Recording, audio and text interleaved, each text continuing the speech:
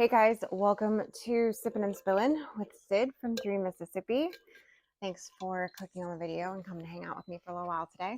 Um, so, first of all, I want to thank all of you. So many of you messaged, emailed, commented asking if we were okay when you were following the storms on Friday and hearing about it on Saturday, some of you.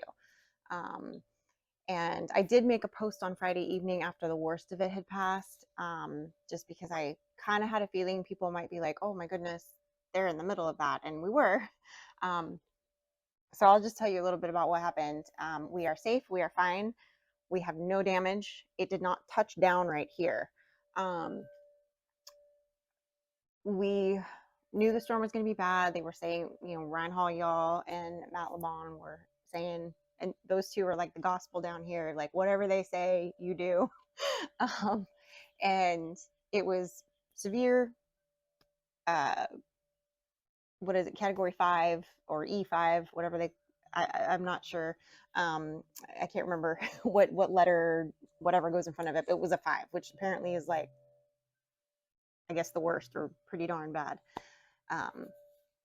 The storm itself, we had some winds, but nothing.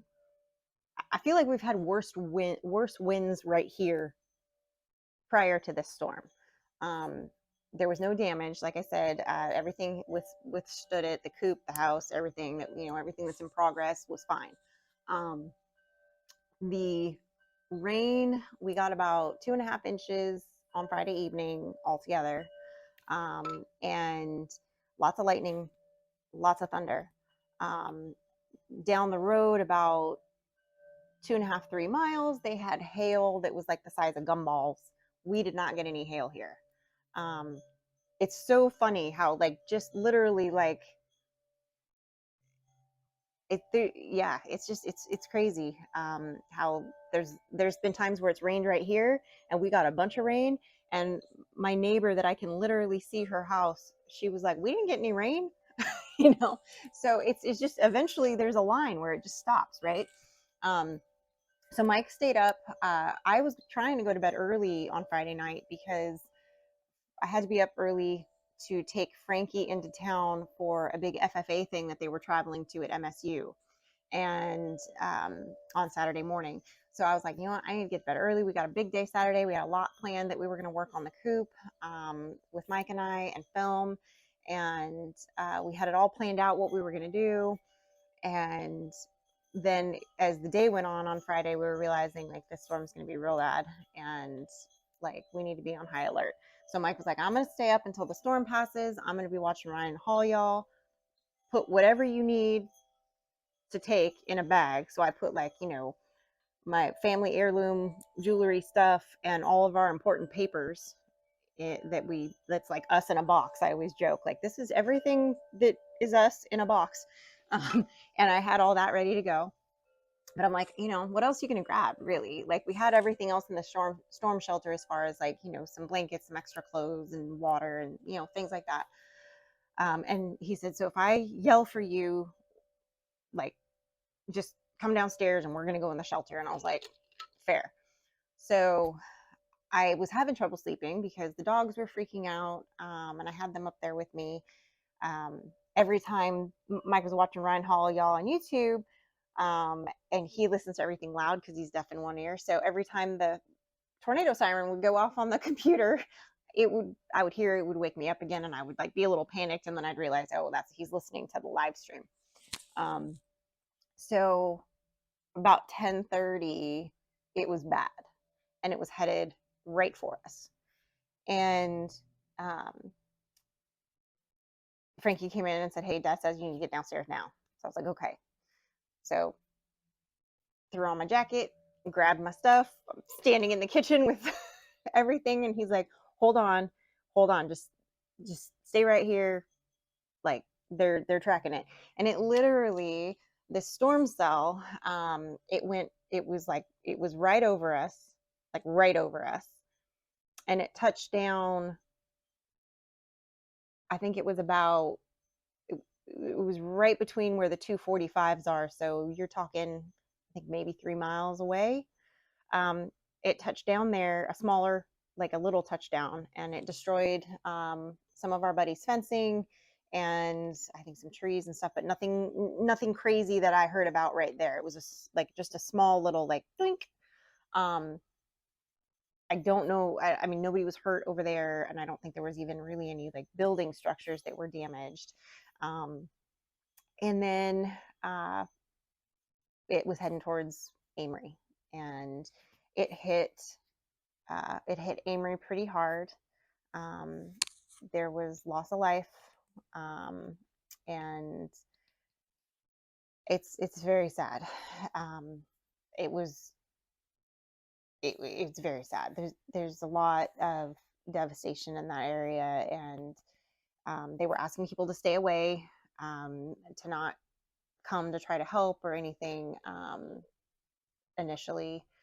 Um, and because Mike was ready to go down there with our other friend to go try to find people once the storm, like once it was gone um, that night. And then they said, you know, we don't want anybody coming down here, so they stood down.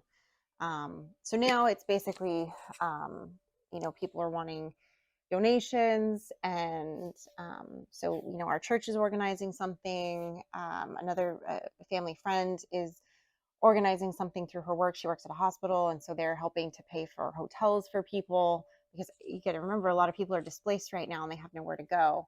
um, and so and they need a good night's sleep. This like it's an, you know, it's a lot to go through. I can't even imagine, um, and they're just sifting through their belongings and trying to, salvage what they can. And so they need, clothes and water, and, apparently diapers was a big thing. They need diapers and pack and plays for kids, which for those of you who don't know, the pack and play is sort of like a movable playpen that you sometimes will have like a bassinet on top for infants, and you can put the kids in there and kind of keep them safe and all of that. So those are the kinds of things right now that apparently are the number one need. And I would imagine as well, like some basic hygiene things. So there's some different avenues that we're going to be helping with, to help those people, because that's it's devastating. Like it's a hard, that's hard, and it is such a, it could have just as easily been us if they had touched down here. And it's they're saying it was a level 5 when it hit over there, or an E5. Again, I can't remember I'm new to the tornado terminology, so forgive me. I'm used to the fire season terminology and the earthquake terminology. So I got to learn some new lingo down here for that. Um, but yeah, so again, thank you all that were following the storm, that reached out to see if we were okay. We are. It was scary. It was very scary. Um, I knew when some of our neighbors, we were all messaging each other, and they were all like getting in their shelters, and um, with it's sort of like, when the locals are freaked out, because we've had other tornado watches since we've been here, and we've had other warnings since we've been here, but all of those, they were like, eh.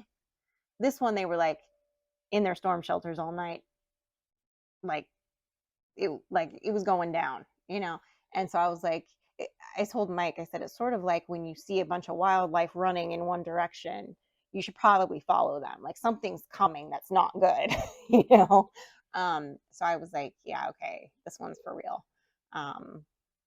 So yeah, but luckily, we're very fortunate that the Lord was looking out for us that night, and it wasn't our turn. um, and we made it through. But our hearts and our prayers and our help is going to go out to those people that just, lost so much, family members and friends that have passed, or friends of ours that have family and friends that have passed, I should say. um, just keeping those people in our thoughts and in our prayers, and helping them when and where they need it, in the areas that they need it.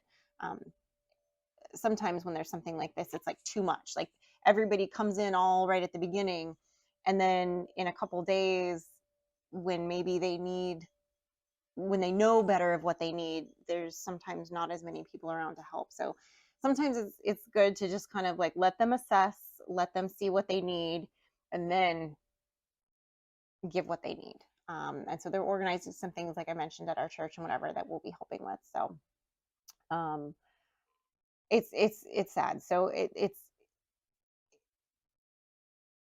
I know some of you might say, do you regret moving to the South now, or what do you think about it, or something. So I'll just answer that. No, I don't regret it. Um, I don't think any of us do. Like I said, we're used to earthquakes, which to me, I don't like them when they happen, but they're not a big deal. I lived in California for over 40 years, and I never had an earthquake roll through that even caused any damage to anywhere that I was. Um, Whether I was fortunate or just happened to be the area I was in, I don't know. But, I've been through earthquakes. They're scary. They're different every time. And they never feel the same way twice. Like, there's rollers, there's shakers, there's tremblers, there's like all these different ones. And sometimes they're a combination, and they're just, and then sometimes you get a bunch of little ones, and it's always a little unnerving. And then, of course, fire season was always very, very scary. The fire season basically lasts from when the weather starts to get really hot. So usually you start really looking around June through October is when we have our worst fires, usually is later in the season. Um, and they can be very scary. Like, they can be very scary. And I've lived through some bad wildfires in Southern California, and always was it's just scary to go through. Like anything like that, you're the whole time you're kind of like nervous, and whatever. And at the time when we had some of these really bad fires that rolled through, like I think it was 2007, we had a real bad one, and then we had another real bad one when Frankie was little. And I remember I was working at the pharmacy, and all I could think of was, I have to leave. I need to leave now to be able to get to my kid, because I worked on the way other end of the county, and to get to her with all the roads that were closed because of the fire and where she was, I was like, I need to get to my kid. Like, I need to leave now. Um, and so I did. I told my boss, I was like, look, I gotta go. I gotta get to my kid. That's my priority right now. Like, get mad at me, dock me. I don't care. I gotta go. But yeah, so would I trade one for the other? I don't know. I never was wild about fire season. But it was, where we lived in the last place we lived there in Ramona, what you guys are used to seeing, the old farm.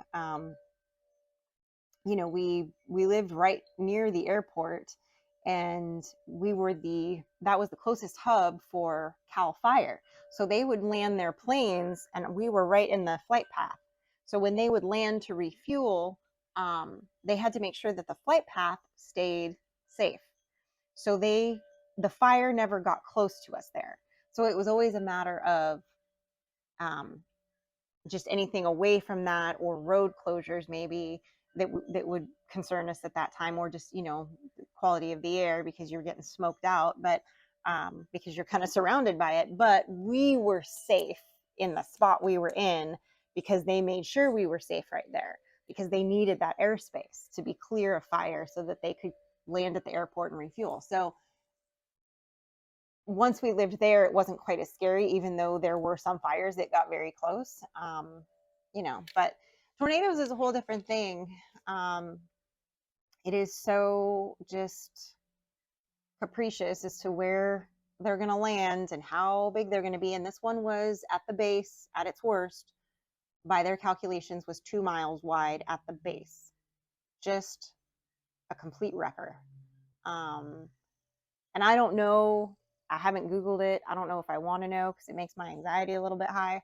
But this was a close call for us, for sure.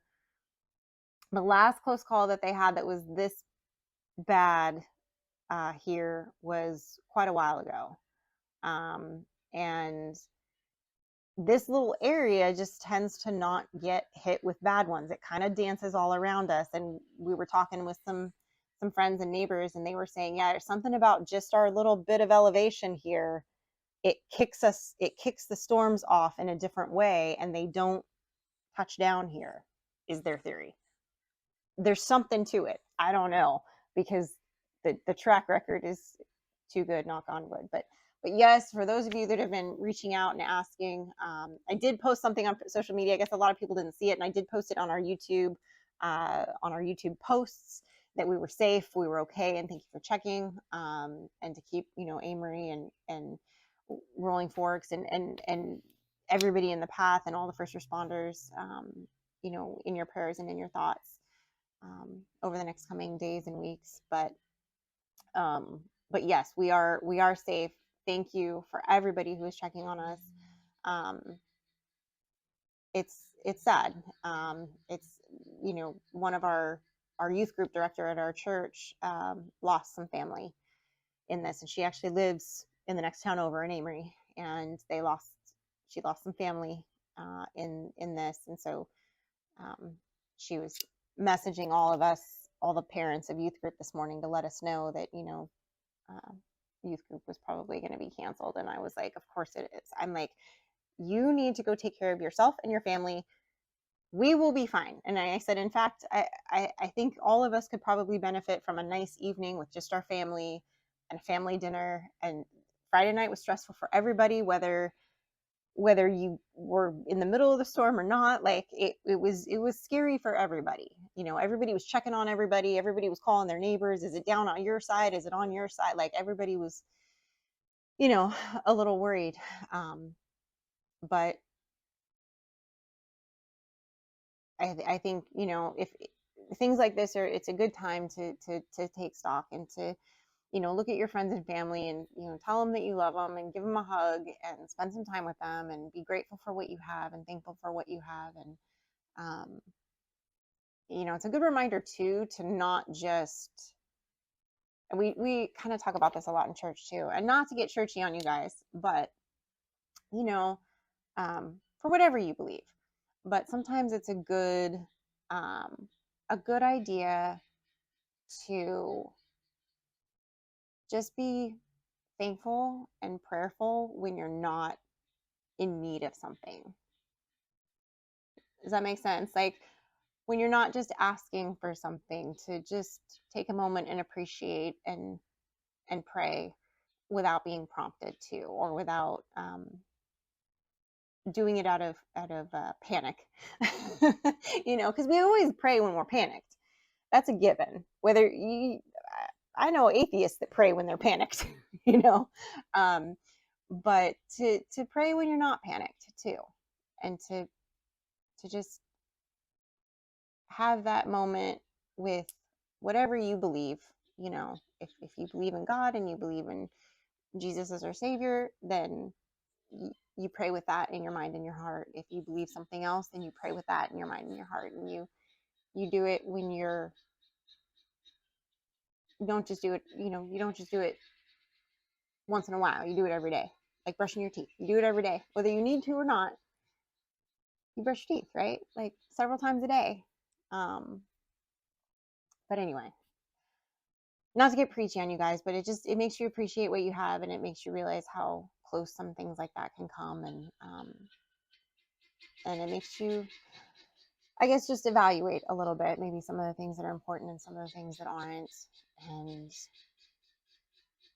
sometimes making those memories with your family or doing those things together are, more important than other things. And that's, one of the reasons why we wanted to live here and live the way we do.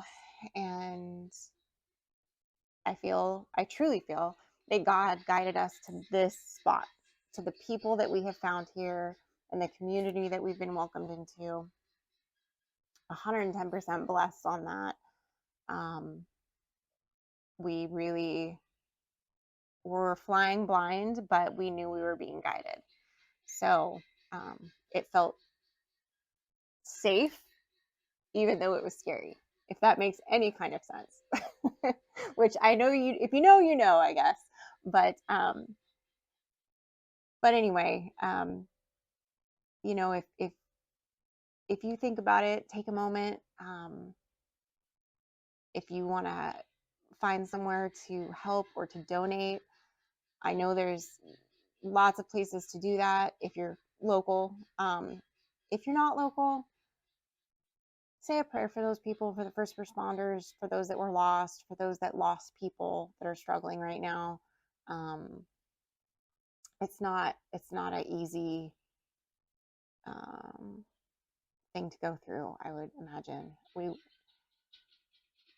it's heartbreaking, and I hate the idea that, you know, there's people just over that hill that are hurting right now.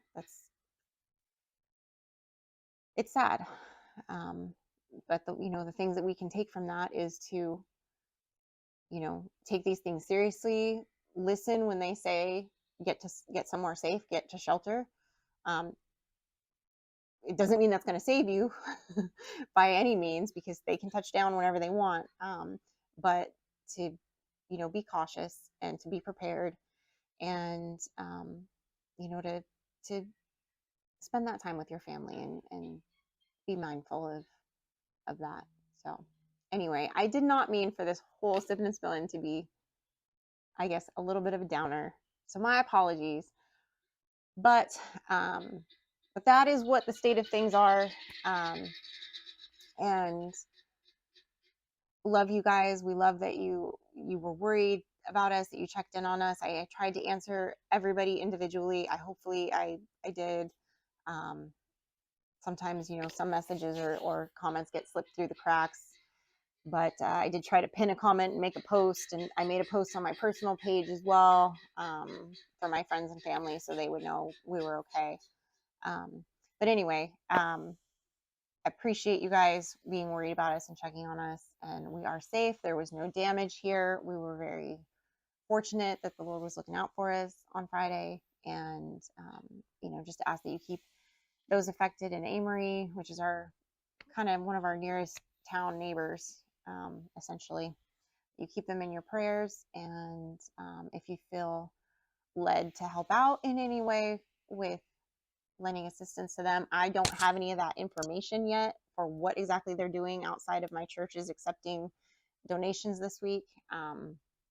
But I'm sure that there's, you know, ways to get involved if you are in, you know, nearby vicinity and want to assist in some way or are able to. So we appreciate you guys. We love you. Thank you again for everything. And we will see you tomorrow.